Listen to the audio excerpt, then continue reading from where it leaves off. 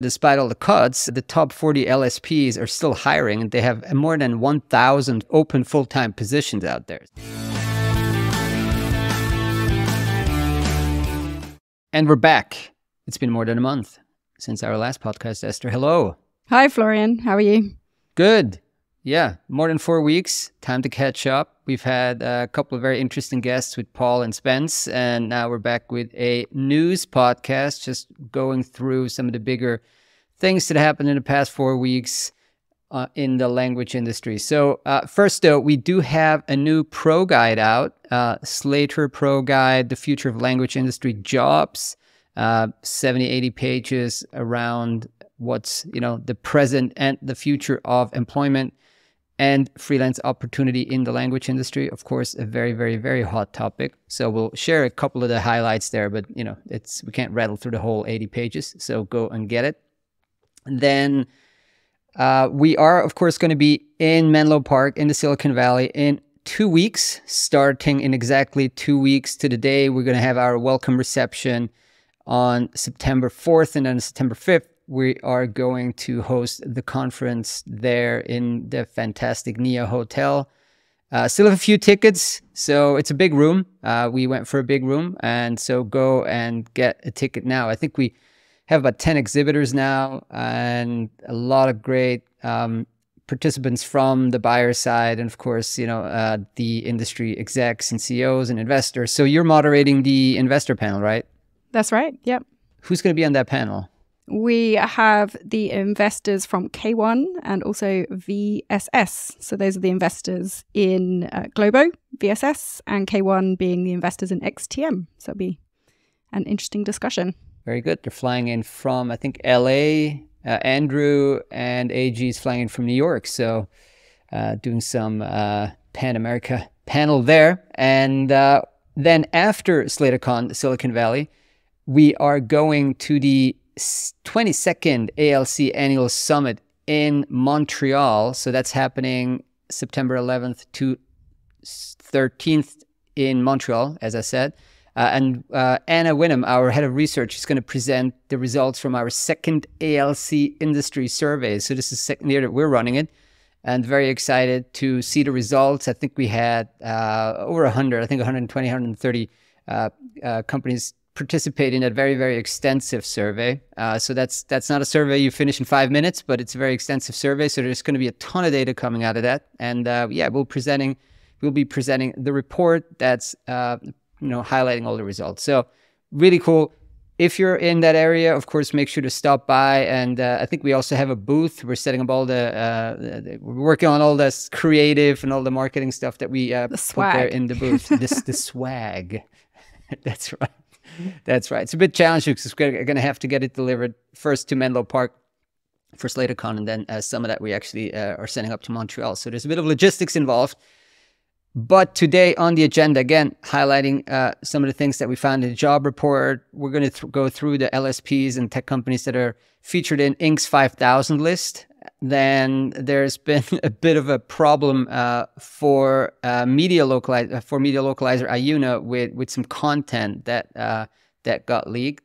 Then interpreting continues to do really well. There's this company called AMN that reports on their interpreting division, so we'll unpack that. Then there's a number of strikes going on. We want to focus on two, and then like interpreter strikes, and now there's also one in Video Lock. And so you're going to take us through a few M&A and funding stories. So yeah, so we have this new Slator Pro Guide to Future of Language Industry Jobs out. And we explore just, how AI has been reshaping the job market for the LSPs, the localization managers, and the freelance linguists.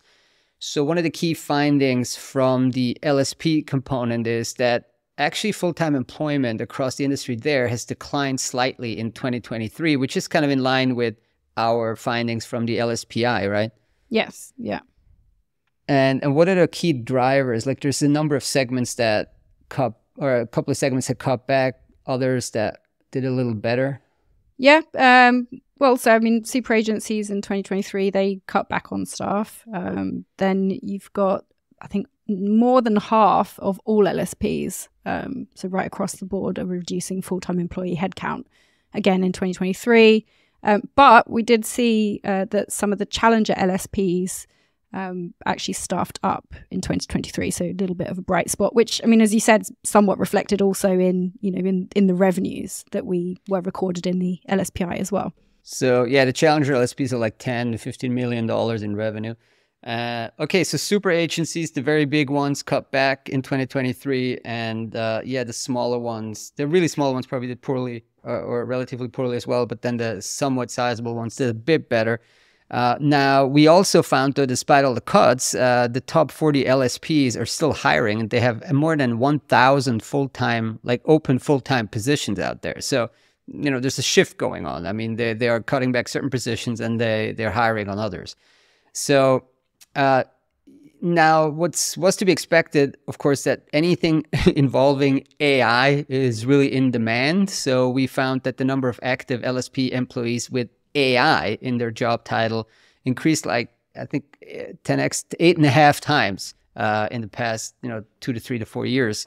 I think it's 4 years. Sorry, I should be specific because we actually did 2 or 3 or 4. Yeah. 8.5 times from 2020 to 2024. So, there were only a handful back 4 years ago, but now there's, 8.5 times more. So, if you are reskilling, make sure you have some type of certificate or whatever that has like the term AI in it. And that probably should open up a couple of new opportunities there.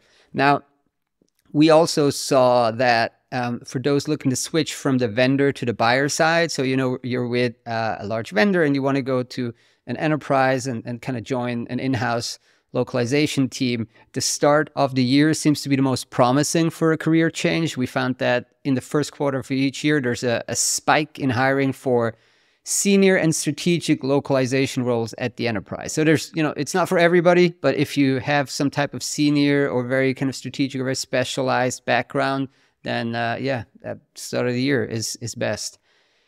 There is a ton of pressure though on freelance linguists, and we've seen this. And let me just share a few data points from the report.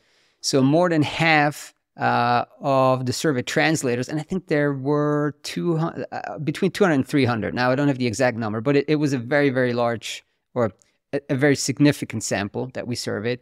More than half that said that the demand for their services had decreased in the past 12 months, and the majority attributed this drop to AI.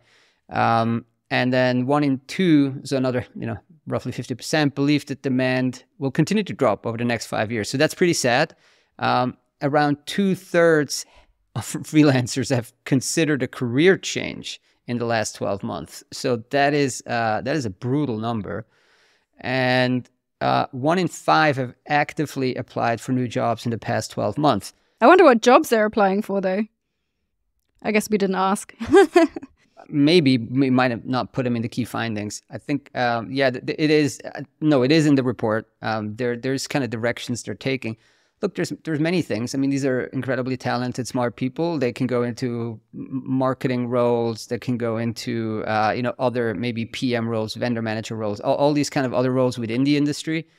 Some maybe go into technical roles. Yeah, it's a big question, or it's a big.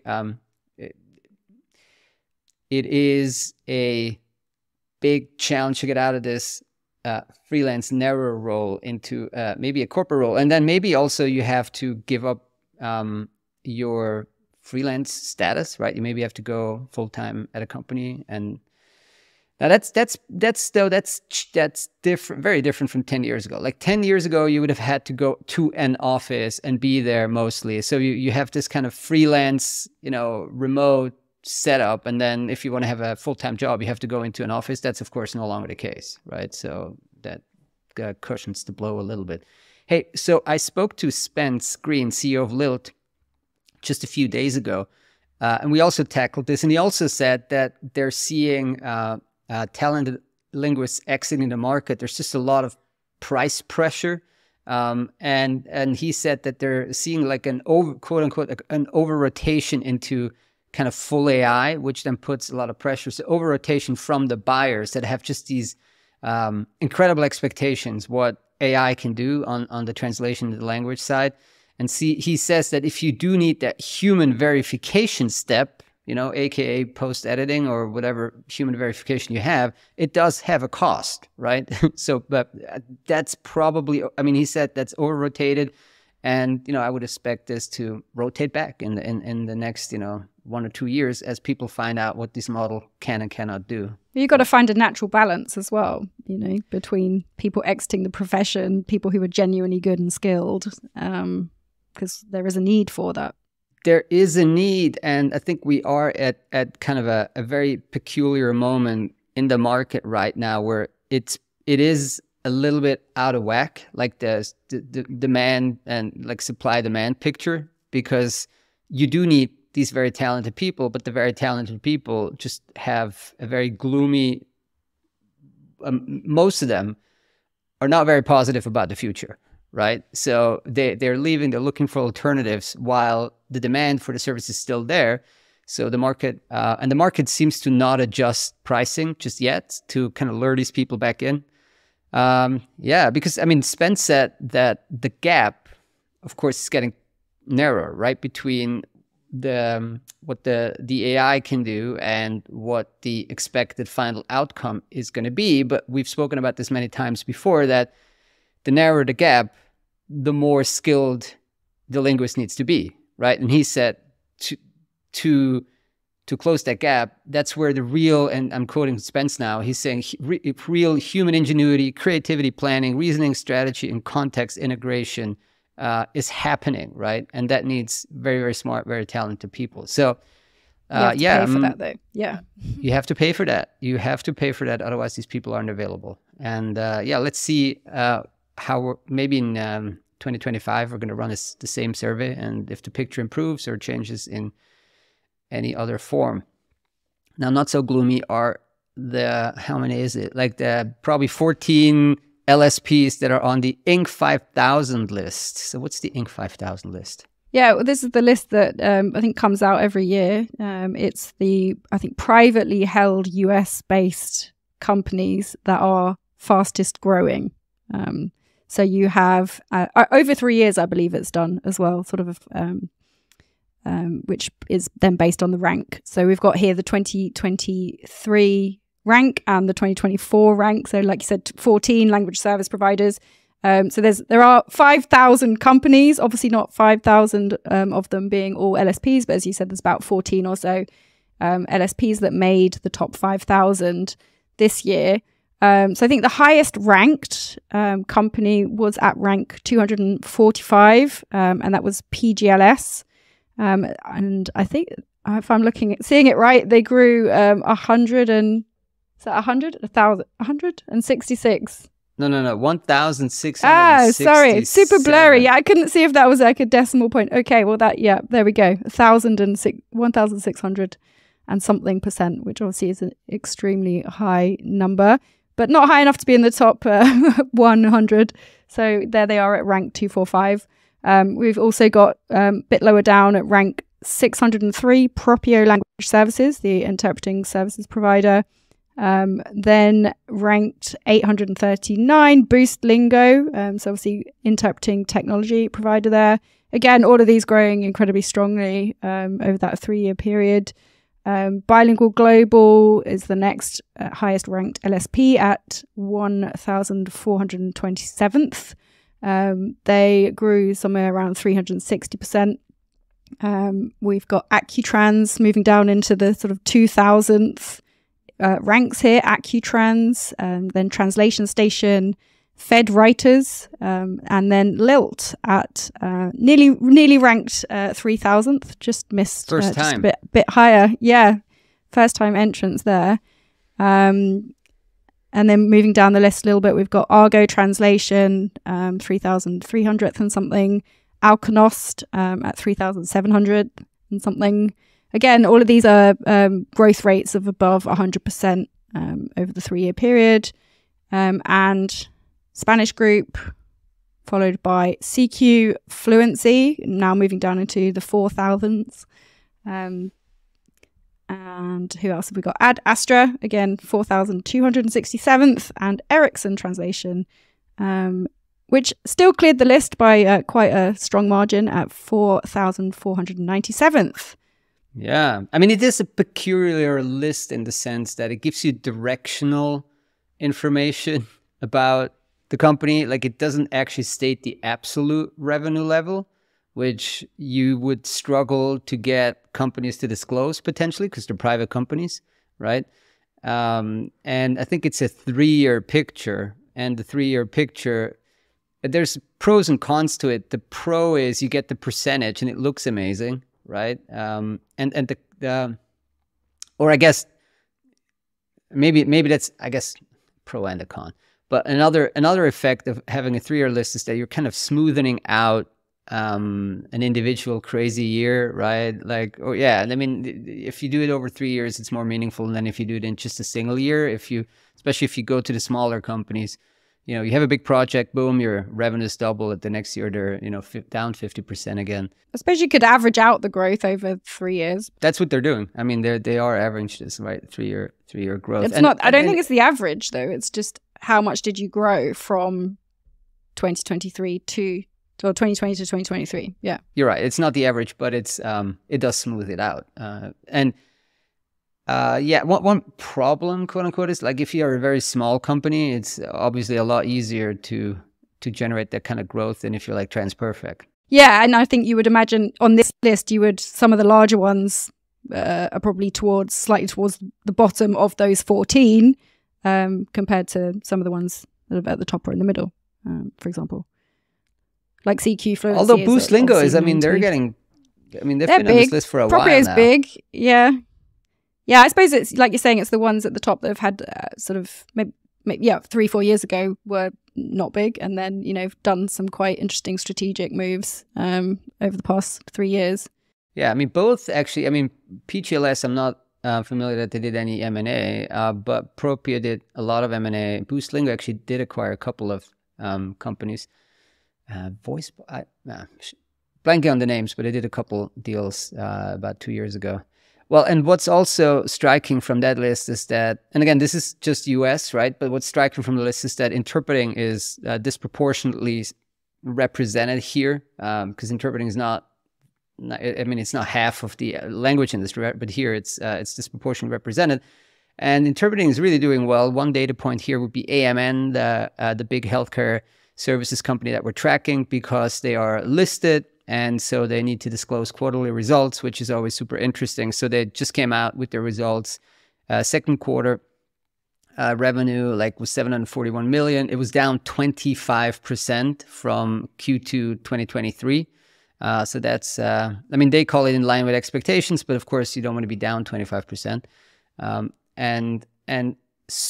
But one area that really bucked the trend was language services. And language services is essentially video interpreting. And video interpreting is that company they acquired, wisely so, about 5 years ago, called Stratus Video or something, I think it was called at the time. So language services was up 18% year on year to 72 million, driven by, and now I'm quoting, strong utilization of video interpretation.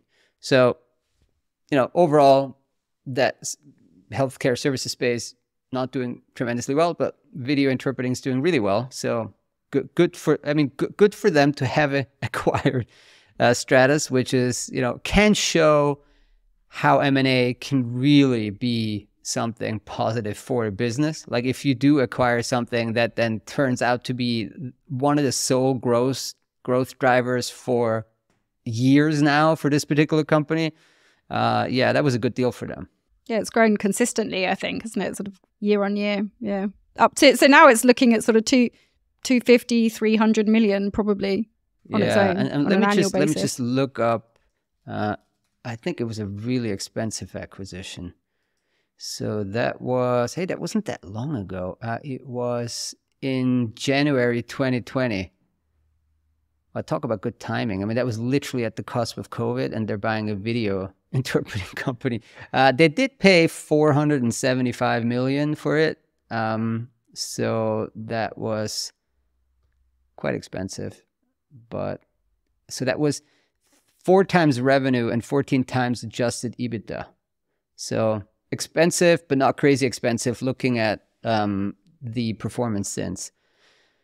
All right, another topic that we came across was Ayuno had a content leak. So some I think a season, I'm blanking on the name, but an anime season and some rom-com. I think the rom-com was called Heartstopper. Do you know that one?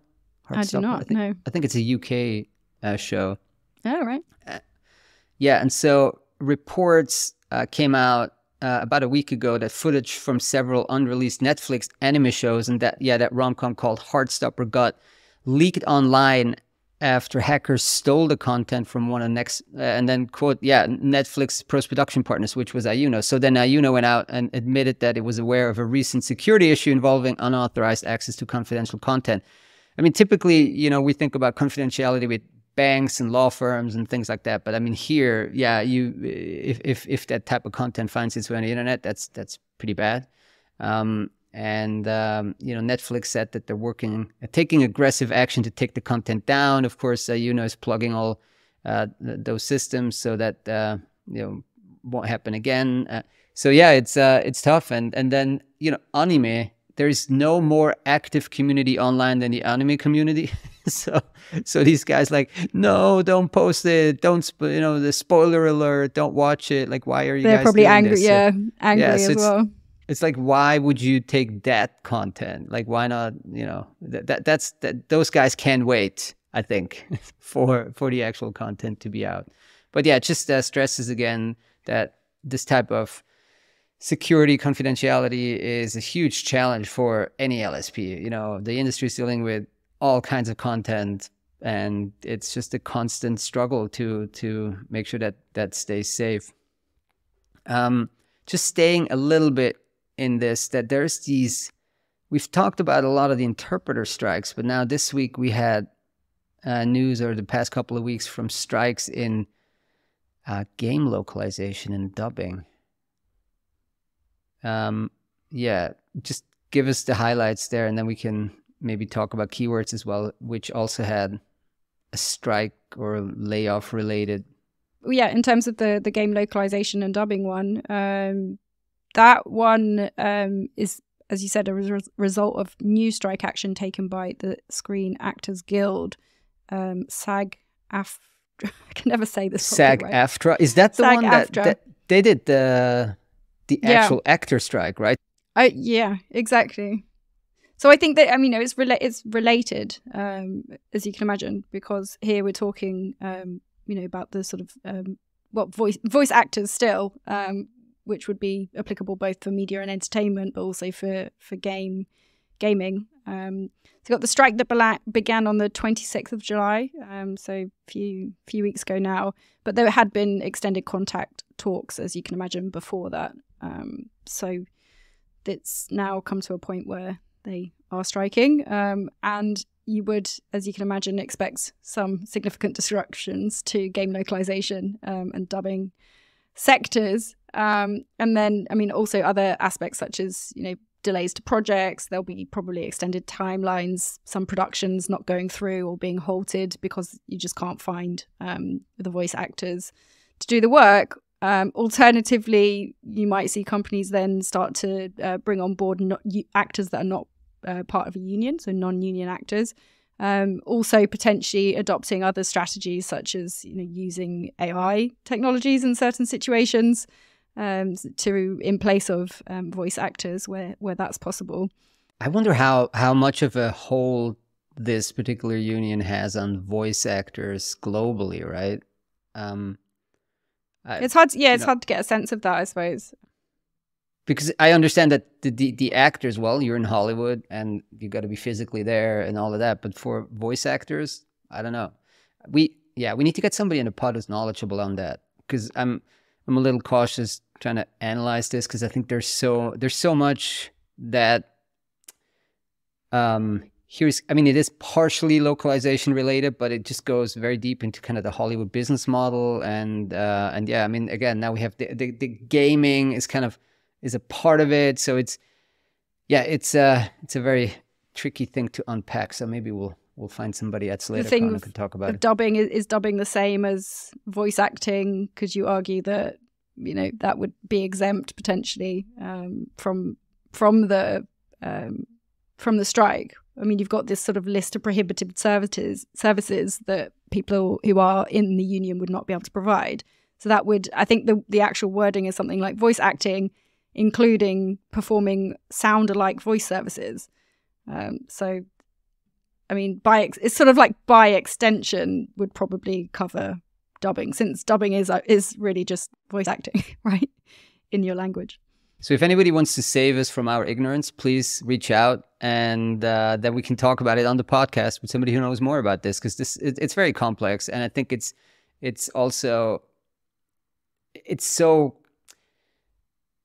shows that the tension between AI and human talent and localization. It's just this really interesting intersection of all these different factors, right? There was another announcement or piece of news that Keyword Studios, the largest game localizer, kind of announced layoffs of linguists in, I think it was Italy, right? They did acquire a studio there a long time ago. Yeah, and then they canceled it or put it on hold after another union did basically threaten to strike, and so it's kind of in this state of limbo at the moment. Let's see where that's going. All right, let's go through a few more M&A and funding stories, or a few M&A transactions. Tales from the M&A funding Tales from the M&A and funding world. Fables, before we wrap here. Yeah. Yeah. So we've just got one acquisition story for you and two funding rounds. So we've got Translate.One, which acquired Intertext, a language service provider based out of Barcelona. Translate.One, I think this is the third acquisition they've announced this year. So they're on a bit of a roll when it comes to buying other companies. The deal closed on the 31st of July. This is a really long-standing LSP based in Barcelona, founded back in 1988, almost as old as I am, by co-founder Dorothy Orff. They've got client base, interestingly, sort of half of the client base being in the DACH region and in Spain, as you would then also imagine, and then about 10% of revenues coming from elsewhere outside of those two regions. So Intertext is providing services including sworn, institutional translation, advertising copy, audiovisual, scientific, medical, and technical translation. So fairly broad-reaching there. And then we had a comment from Peter Smith, which is who is the president of Translate.One, saying he thought the timing for the acquisition was great or ideal due to our ongoing expansion of AI-enabled solutions, he said. So that's right. that one. And over in the US, from US. Well, that was US to Spain, so right. still still a US actor. Yeah. So we've got Language.io raising $5 million. This is a Series A2 round. I love. Yeah. We're going to talk about Bering Lab raising a pre-Series A. I love how this kind of gets further and further. It used to be like, I don't know, seed, Series A, Series B, and now it's But also when you raise your Series A, do you call it an A1?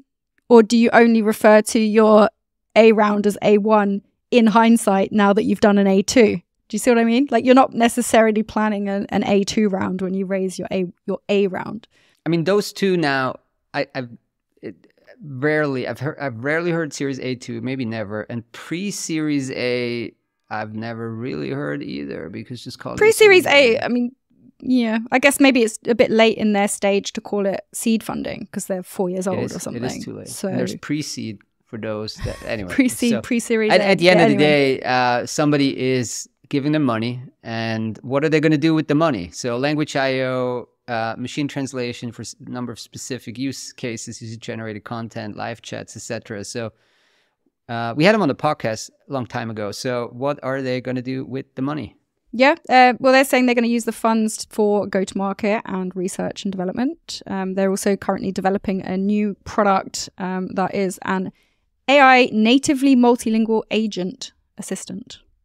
So they've got that up their sleeves, but also saying that, growing pretty well, strong growth in the first half of 2024, that they saw particular areas of growth in retail, travel, and finance. So, yeah. Then, from yeah, there third, to Korea. you mentioned, over to Korea. Hopping across, we've got, as you mentioned, Bering Lab that raised $2.3 million in a pre-Series A. This is a language AI agency, sort of broadly speaking. They raised from investors, I think, including SBVA, which is formerly known as SoftBank Ventures. I think we mentioned, founded in 2020, they have a real sort of laser focus on legal and financial IP content for AI machine translation. They've got more than 300 clients, mostly based across law firms, patent firms, corporate legal departments, etc. Customers across 15 countries, looking at, I think at the moment, 20% of revenues derived from international clients, and then obviously looking to increase that percentage as they move forward. Well, talking about the sort of path to pre-Series A, we spoke to or heard from the co-CEO, Jae Yoon Kim, said they have essentially been bootstrapped, although they did a small 2020 seed round in 2020. And he confirmed there wasn't really a pressing need to do another raise, but he's saying that pre-Series A is effectively helping to speed up the product and market development. So yeah, already got a little bit of some traction there. Revenues up to $2.3 million in 2023. That's what they told us. And that was growth of 11% from around 2.1 million in 2022. Got 25 staff and 500 freelance, what they call lawyer linguists. So you can see there the sort of, I guess the expert sort of makeup of their freelance database. So yeah, looking to use the funds for hiring and, as you might expect, research, product, also operations. And they are with, I mean, you said SoftBank, right, which also invested in Ayuno to close that circle there. I mean, SoftBank's, it's got to be like the biggest VC in the world still. I mean, they made a few... Invested in everything. They made a few bets that kind of went wrong, but they made so many bets that I'm sure a few of them went really right. I mean, the first one they did, I'm not sure if that was SoftBank. No, it was Alibaba, right? I mean, they were the original Alibaba investor. And so if you went into Alibaba in like 19 whatever, then that was a good one. Cool. All right. So join us in Menlo Park, the heart of the Silicon Valley. In 2 weeks, we're heading over there, in a few days. And then, looking forward to connecting with everybody who's coming there in person. And we'll do, of course, a ton of follow-up coverage for those who can't make it. Talk to you soon.